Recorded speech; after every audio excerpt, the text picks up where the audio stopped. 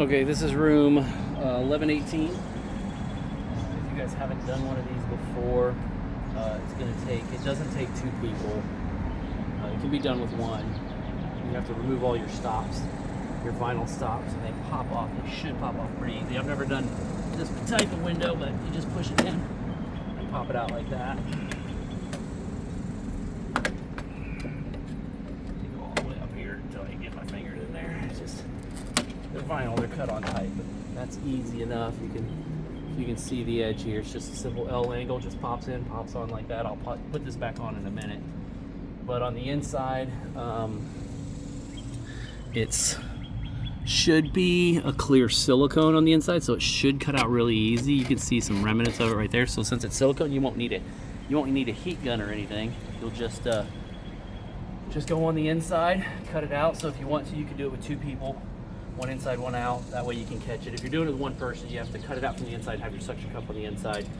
Just cut around. The only thing is when you're cutting and it does snap occasionally, watch your knuckles, wear gloves, because that easily will cut your hand.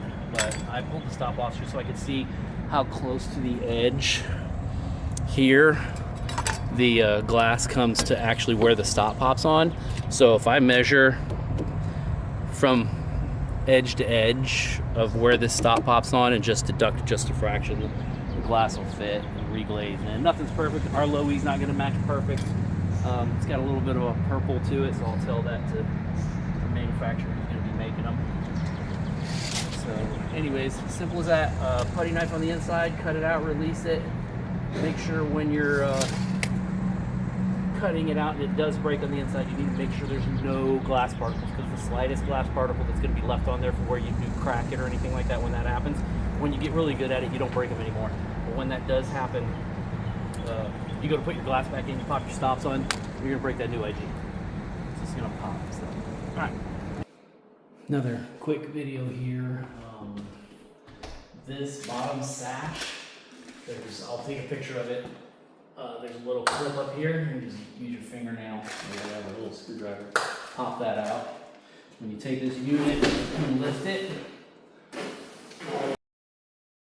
you just use your fingernail or whatever, a little screwdriver. Pop that out.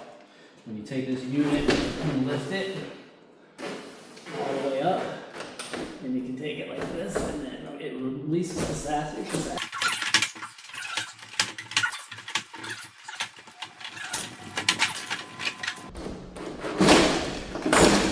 That releases the sash. So the trouble that I was struggling with, being vinyl when they put these in, there's no perfect science to. There is, but nothing's perfect.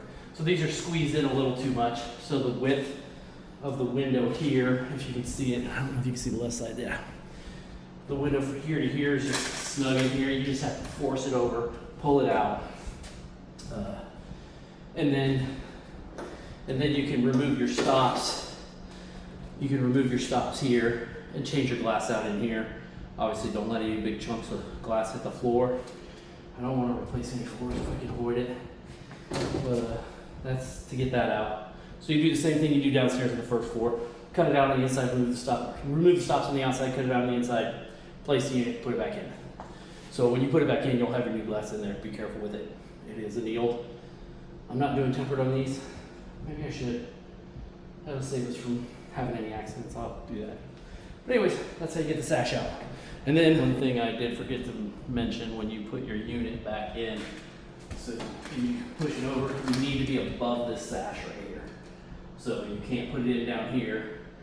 The unit needs to be, the bottom of this unit needs to be above the bottom of this sash.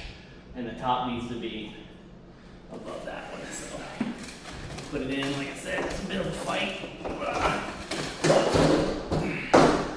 It's in, then you slide it down.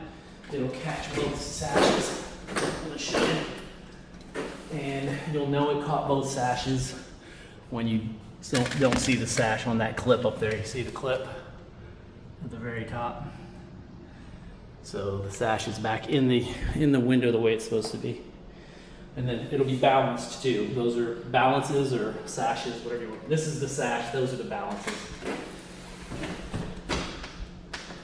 And then that'll be your new unit installed. Obviously, it will look nothing like that, I hope.